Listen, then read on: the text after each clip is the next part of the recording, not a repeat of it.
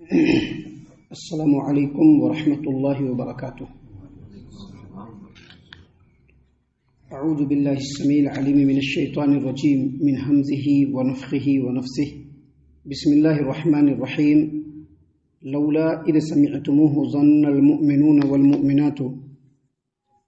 والمؤمنات بانفسہم خیر وقالوا ھذا افک مبین۔ جب تم نے یہ قصہ سنا تھا تو مومن مردوں اور مومن عورتوں نے اپنے دل میں اچھی بات کیوں نہ سوچی اور یوں کیوں نہ کہہ دیا کہ یہ تو صریح بہتان ہے۔ محترم سامعین کرام، سورۃ النور سورہ نمبر 24 اور اسی سورت سے آیت نمبر 12 آپ کے سامنے تلاوت کی گئی۔ بفضل اللہ، بعون اللہ، بتوفیق اللہ، آیت کریمہ کا ترجمہ بھی آپ تمام کی خدمت میں پیش کیا گیا۔ ترجمہ سے آپ نے یہ سمجھ لیا ہوگا کہ اللہ تبارک و تعالیٰ نے اس آیت کریمہ میں یہ بیان فرمایا ہے ایمان والوں کو، صحابہ کرام کو مخاطب کرتے ہوئے کہ جب تم نے یہ قصہ سنا تو اپنے دل میں اس قصے کے بارے میں کوئی خیر بات کیوں نہیں لائی اور کیوں نہیں کہا کہ یہ بہتان ہے۔ اس سے آپ نے سمجھ لیا ہوگا کہ یہ وہ آیت کریمہ ہے جس آیت کریمہ میں اللہ تبارک و تعالیٰ نے اپنے پیارے رسول محمد عربی صلی اللہ علیہ وسلم کی سب سے پیاری بیوی سیدہ عائشہ رضی اللہ عنہا کی بریت کو بیان فرمایا اور بتلایا کہ سیدہ عائشہ رضی اللہ عنہا بالکل پاک باز ہیں، بالکل پاک صاف ہیں، بالکل پاک دامن ہیں۔ سامعین کرام، اس آیت کریمہ کے ضمن میں ایک مکمل اور مسلسل قصہ ہے، ایک واقعہ ہے جس کو خود سیدہ عائشہ رضی اللہ عنہا نے اپنی زبان سے بیان فرمایا ہے۔ یہ واقعہ حدیث کی کئی کتابوں میں ہے، مسند احمد میں بھی ہے۔ کئی راوی سیدہ عائشہ رضی اللہ عنہا سے اس واقعے کو بیان کرنے والے ہیں۔ اس حدیث کو، اس واقعے کو امام بخاری رحمۃ اللہ علیہ نے اپنی صحیح البخاری کتاب التفسیر باب قولہ تعالی لولا اذ سمعتموہ ظن المؤمنون حدیث نمبر 4750 پہ بیان فرمایا ہے۔ واقعہ اس طرح سے ہے کہ سیدہ عائشہ رضی اللہ عنہا خود فرماتی ہیں کہ واقعہ افک اس طرح سے ہوا کہ نبی کریم صلی اللہ علیہ وسلم جب جنگوں میں جاتے تھے تو جنگوں میں جانے سے پہلے آپ صلی اللہ علیہ وسلم اپنی بیویوں کے نام سے قرہ نکالا کرتے تھے۔ قرہ کیوں نکالا کرتے تھے؟ تاکہ جب سفر میں جائیں گے تو کسی بیوی کو ساتھ میں لے کر کے جائیں گے۔ قرہ نکالا کرتے تھے، بیویوں کا نام نکلتا تھا۔ ایک جنگ ہوئی جس کا نام غزوہ بنو المستلق ہے۔ جب اس میں نبی کریم صلی اللہ علیہ وسلم نے قرآن اندازی فرمائی تو اس میں سیدہ عائشہ رضی اللہ عنہا کا نام نکلا۔ آپ صلی اللہ علیہ وسلم کے ساتھ نکل گئی غزوے کے لیے۔ جب غزوہ کمپلیٹ ہو گیا اور نبی کریم صلی اللہ علیہ وسلم جب واپس آنے لگے، صحابہ کرام جب واپس آنے لگے تو مدینہ کے قریب ایک جگہ پر ان لوگوں نے پڑاؤ کیا۔ وہاں پر وہ لوگ رکے اور رکنے کے بعد جب نبی کریم صلی اللہ علیہ وسلم نے کوچ کرنے کا اعلان فرمایا تو اس وقت کہتی ہے سیدہ عائشہ رضی اللہ عنہا کہ پورے سفر میں اونٹ پر ایک خودے میں سوار رہتی تھی اور نبی کریم صلی اللہ علیہ وسلم کی طرف سے کچھ لوگ مقرر تھے جو خودہ کو جب رکنا ہوتا تو اٹھا کر کے نیچے رکھ دیتے تھے اور پھر جب کوچ کا وقت آتا تو وہی لوگ آ کر کے اس خودہ کو پھر سے اونٹ پر کس دیتے تھے، کجاوا کی طرح سے کس دیا کرتے تھے اور سفر جاری رہتا تھا۔ کہتی ہیں سیدہ عائشہ رضی اللہ عنہا کہ جب کوچ کا اعلان ہوا تو اب سب لوگ ریڈی ہونا شروع ہو گئے، تو میں بھی پورے قافلے کو پار کرتی ہوئی ذرا جنگل کی طرف چلے گی تاکہ قضاء حاجت کر لیں، اپنی حاجت کو پوری کر لیں، ضرورت کو پوری کر لیں۔ میں نے اپنی ضرورت کو پوری کیا اور پوری کرنے کے بعد جب واپس آنے لگی تو اچانک میرا ہاتھ میرے سینے سے ٹکرایا تو میں نے دیکھا کہ زفار کے نگینوں کا جو ہار میرے پاس تھا وہ ٹوٹ کر کے کہیں گر گیا ہے۔ لگی کھوجنے کے لیے، تلاش کرنے کے لیے، تلاش کیا، تلاش کرنے میں دیر لگ گئی۔ ادھر اللہ تبارک و تعالیٰ کی مشیت کہ لوگ جانے لگے تو وہ لوگ جو نبی کریم صلی اللہ علیہ وسلم کی زوجہ محترمہ کے عہدہ کو اٹھانے کے لیے مقرر تھے ان لوگوں نے اٹھایا اور رکھ دیا۔ ان لوگوں کو پتہ نہیں چلا کہ اس میں سیدہ عائشہ رضی اللہ عنہا ہے کہ نہیں۔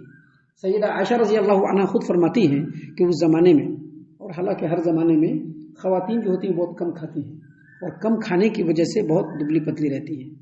کچھ عورتیں ہوتی ہیں الحمدللہ العظیم شہیم، لیکن موسٹلی اس زمانے میں جو عورتیں ہوتی تھیں وہ کم کھاتی تھیں اور سیدہ عائشہ رضی اللہ عنہا کی عمر بھی کم تھی جس کی وجہ سے وہ دبلی پتلی ہلکی پھلکی تھی۔ تو उठाने वालों ने जो उठाया तो उनको पता नहीं चला और काफिला रवाना हो गया। इधर सैयदा आयशा रजी अल्लाह अन्हा जब वापस लौट रही है तो हक्का बक्का रह गई, कोई नहीं है, न कोई सुनने वाला न कोई पुकारने वाला। परेशान हो गई, क्या करना। फिर दिल में सोचा कि लोगों को जब पता चलेगा कि मैं नहीं हूं तो लोग वापस लौटेंगे और मुझको तलाशने के लिए आएंगे। उन्होंने किया कि जहां पर लोगों ने पड़ाव किया था वहीं पर एक पेड़ के नीचे, एक दरख्त के नीचे उन्होंने टेक लगाया और फिर वहीं पर उनको नींद आ गई। नबी करीम सल्लल्लाहु अलैहि वसल्लम की आदत मुबारक थी कि आप सल्लल्लाहु अलैहि वसल्लम जब भी किसी जंग में जाते तो जंग से तो जो काफिला होता था उससे कुछ पीछे 5 मील 10 मील पीछे एक आदमी को छोड़ दिया करते थे। उनका काम यह था कि जब भी कहीं से काफिला रवाना हो तो वो पीछे से आकर के पूरे जगह का जायजा ले और अगर कुछ छूटा फूटा हो तो उसको वो उठा ले। नबी करीम सल्लल्लाहु अलैहि वसल्लम ने इस जंग में सफवान बिन मुअत्तल अस्सलमी रजी अल्लाह अन्हु को मुकर्रर किया था। कहती है सैयदा आयशा रजी अल्लाह अन्हा कि वो पीछे से देखते हुए आ रहे थे। जब वो मकाम पर पहुंचे तो उनको लगा कि कोई आदमी सोया हुआ है पेड़ से टेक लगा करके, दरख्त से टेक लगा करके। नजदीक गए। कहती है सैयदा आयशा रजी अल्लाह अन्हा कि पर्दे का हुक्म नाजिल होने से पहले उन्होंने मुझको देखा था। जैसे ही उन्होंने मुझको देखा तो उनकी जुबान से निकला इन्ना लिल्लाहि व इन्ना इलैहि राजिऊन, जोर से पढ़ा। सैयदा आयशा रजी अल्लाह अन्हा की आंख खुली, फौरन उन्होंने अपने चेहरे को ढक लिया। अहले इल्म ने इसी हदीस से अहले इल्म ने इस बात का इस्तेदलाल किया है कि औरत का चेहरा भी पर्दा में शामिल है। फौरन उन्होंने अपने चेहरे को छुपाया और कहती हैं कि अल्लाह की कसम हमारे दरमियान कोई बात नहीं हुई, मैंने भी कुछ नहीं कहा और उनकी जुबान से इन्ना लिल्लाहि व इन्ना इलैहि राजिऊन के अलावा कोई बात मैंने नहीं सुनी। उन्होंने अपने ऊंट को बिठाया, ऊंट के पैर को बिल्कुल दबा दिया कस के कि वो बैठा रहे और फिर मैं उनके ऊंट पर सवार हो गई और वो आगे पैदल पूरे रास्ते पैदल ही चलते चले गए, यहां तक कि ऐन दोपहर के वक्त में जब बिल्कुल धूप बिल्कुल शिद्दत की आ गई थी, हम लोग जाकर के काफिला वालों से मिले। बस यहीं से सारा मामला शुरू हो गया। जो भी मामला हुआ यहीं से शुरू हो गया। अब लोगों ने देखा, उसमें मुनाफिकों ने देखा। मैंने कल बतलाया था कि ये वो जंग है जिसमें सबसे ज्यादा मुनाफिकीन सबसे ज्यादा तादाद में शामिल हुए थे। उन लोगों ने सफवान बिन मुअत्तल अस्सलमी रजी अल्लाह अन्हु को सैयदा आयशा रजी अल्लाह अन्हा के साथ सिंगल वे में आते देखा, तन्हा आते देखा। तो अब यहां से प्रोपेगेंडा शुरू हो गया। लेकिन सैयदा आयशा रजी अल्लाह अन्हा को कुछ भी मालूम नहीं।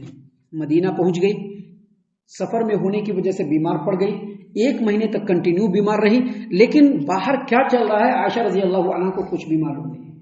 वो कहती है कि मुझको एक चीज से वहम हुआ कि नबी करीम सल्लल्लाहु अलैहि वसल्लम इससे पहले जब मैं बीमार पड़ती थी तो मेरा बड़ा ख्याल रखते थे, हर तरह से मेरी तीमारदारी करते थे। लेकिन इस बार नबी करीम सल्लल्लाहु अलैहि वसल्लम आते, अस्सलामु अलैक कहते और पूछते कैसी हो, मैं कह देती अल्हम्दुलिल्लाह, तो फिर वो उठ करके चले जाते थे।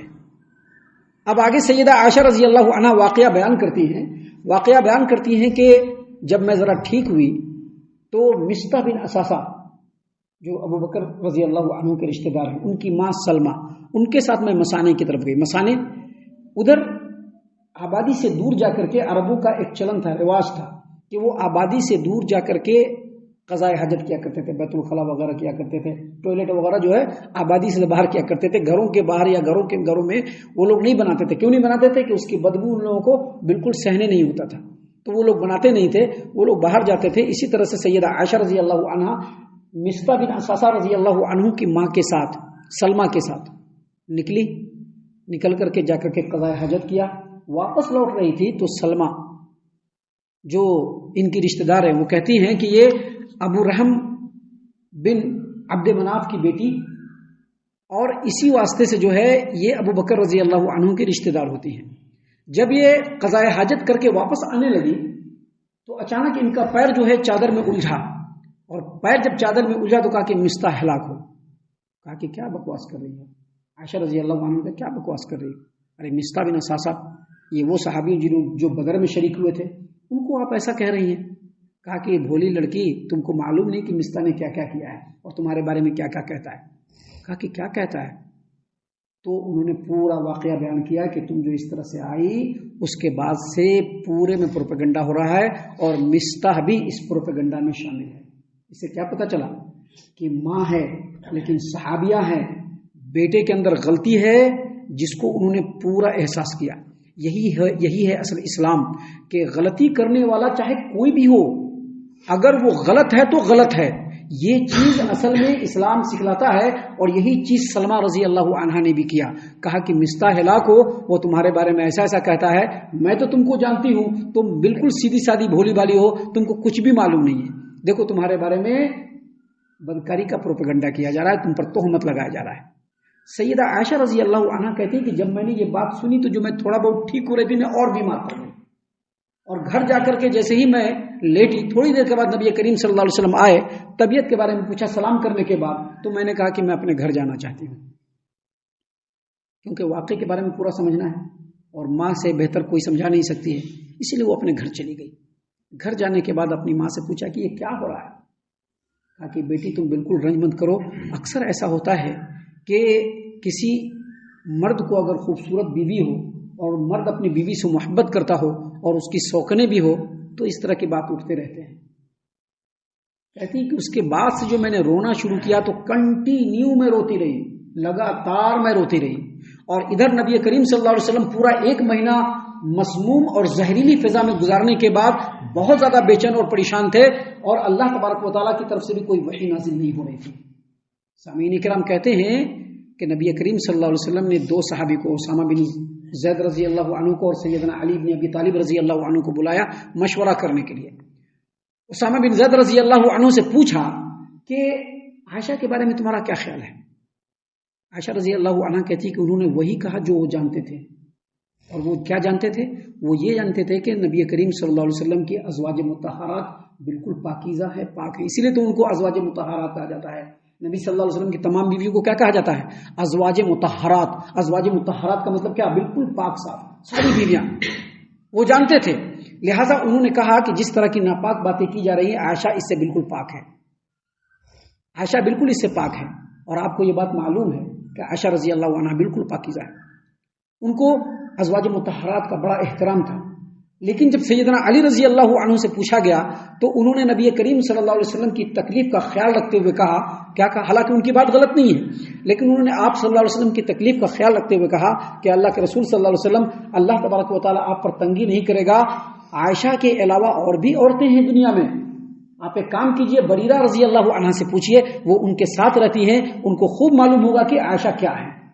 نبی کریم صلی اللہ علیہ وسلم نے بریرہ کو بلایا اور کہا کہ عائشہ رضی اللہ عائشہ کے بارے میں تمہارا کیا خیال ہے؟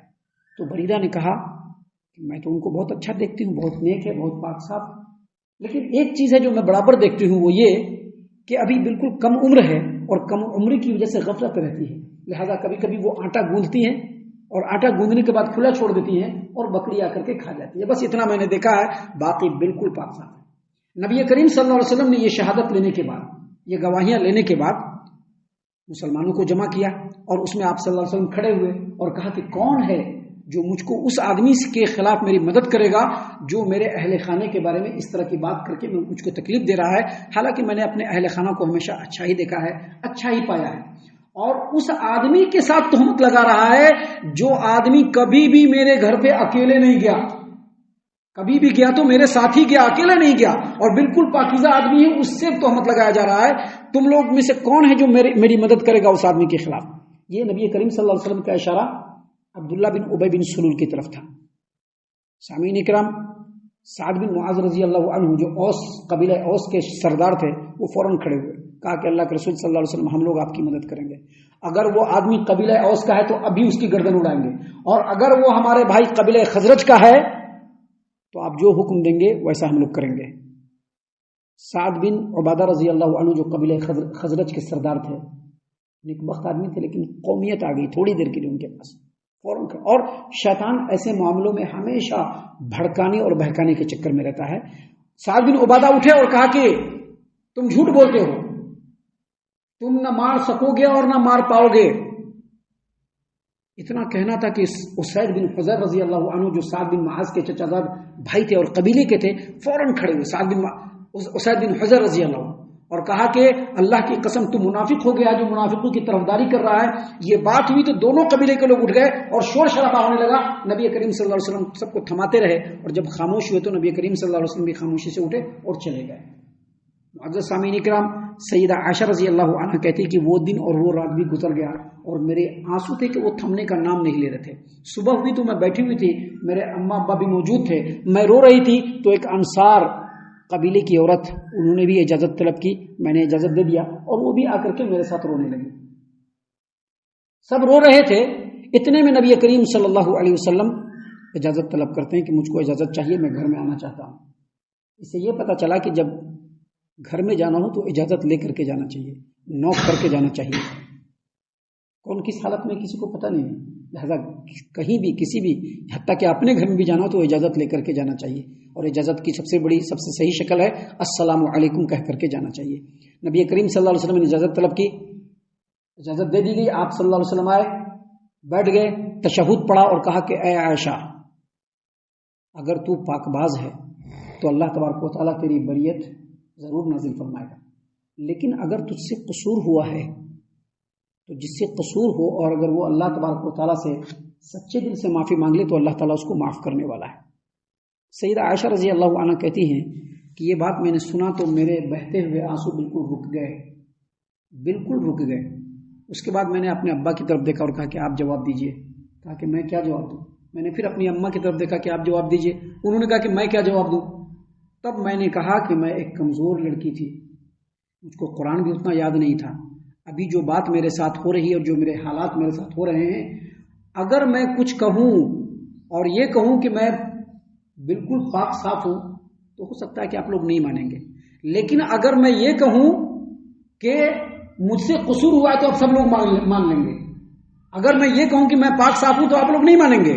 لیکن اگر میں یہ کہوں کہ مجھ سے غلطی ہوئی ہے, مجھ سے خطا ہوئی ہے, مجھ سے قصور ہوا ہے, میں نے بدکاری کی ہے, تو آپ لوگ فوراً مان لیں گے. لہٰذا میرا معاملہ اور آپ کا معاملہ بالکل ویسے ہی ہے جیسے یوسف کے والد یعقوب اور ان کے بیٹوں کا معاملہ ہے. اور میں یہی کہوں گی فصبر جمیل واللہ المستعان علی ما تصفون. میں صبر کروں گی اور جو کچھ یہ لوگ بیان کر رہے ہیں اللہ تبارک و تعالیٰ اس کے خلاف میری مدد کرنے والا ہے. سامعین کرام, جب اتنی بات ہو گئی, سیدہ عائشہ رضی اللہ عنہ کہتی ہے کہ میں کروٹ لے کر کے سو گئی. میں کروٹ لے کر کے سو گئی. ابھی نبی کریم صلی اللہ علیہ وسلم وہیں پر بیٹھے ہوئے ہیں. نبی صلی اللہ علیہ وسلم بھی باہر نہیں گئے, کوئی بھی باہر نہیں گیا اور باہر سے بھی کوئی نہیں آیا. اچانک نبی کریم صلی اللہ علیہ وسلم پر وحی کے نزول کا پروسیس شروع ہو گیا. اور جب آپ صلی اللہ علیہ وسلم پر وحی نازل ہوتی تھی تو بالکل جسم بھاری ہو جاتا تھا, بوجھل ہو جاتا تھا. آپ صلی اللہ علیہ وسلم کے جسم مبارک سے پسینے کی بوندیں موتیوں کی شکل میں نکلنے لگتی تھی. حالانکہ وہ سردی کا موسم تھا, لیکن آپ صلی اللہ علیہ وسلم پر سختی اور شدت کا عالم ہونے لگا. آپ صلی اللہ علیہ وسلم کے چہرے اور جسم سے موتی کی طرح سے پسینے ٹپکنے لگے. اور جب آپ صلی اللہ علیہ وسلم پر وحی نازل ہو گئی تو اللہ کے رسول صلی اللہ علیہ وسلم نے عائشہ رضی اللہ عنہا کو کھلکھلاتے ہوئے ہنستے ہوئے, بیوی ہے نا, بیوی کے بارے میں اس طرح کی بات ہوئی ہے اور اللہ تبارک و تعالیٰ پاکیزگی نازل فرما رہا ہے, تو بہت خوش ہوئے نبی کریم صلی اللہ علیہ وسلم اور کھلکھلاتے ہوئے آپ صلی اللہ علیہ وسلم نے کہا کہ مبارک ہو عائشہ, اللہ تبارک و تعالیٰ نے تمہاری پاکیزگی نازل کر دی. ان کی ماں ام رومان, انہوں نے کہا کہ اٹھو اور نبی کریم صلی اللہ علیہ وسلم کا شکریہ ادا کرو. کہا کہ میں نہیں اٹھوں گی, میں نبی صلی اللہ علیہ وسلم کا نہیں بلکہ اپنے اللہ کا شکریہ ادا کروں. وہ کہتی ہیں اس کے درمیان میں گفتگو کے درمیان وہ کہتی ہیں کہ مجھ کو یقین نہیں تھا کہ اللہ تبارک و تعالیٰ میرے بارے میں ایسی آیت نازل کرے گا جس کو ہمیشہ پڑھا جائے گا. میں یہ سمجھتی تھی کہ اللہ تعالیٰ میری پاکیزگی کو نبی کریم صلی اللہ علیہ وسلم کے خواب میں نازل فرما دے گا, لیکن نہیں. اللہ تبارک و تعالیٰ نے قرآن کریم سورۃ النور آیت نمبر 11 سے لے کر کے آیت نمبر 20 تک, ابھی 12 نمبر کی آیت کریمہ پڑھی ہے, آیت نمبر 11 سے لے کر کے آیت نمبر 20 تک اللہ تبارک و تعالیٰ نے میری بریت اور میری پاکیزگی میں نازل فرمائی.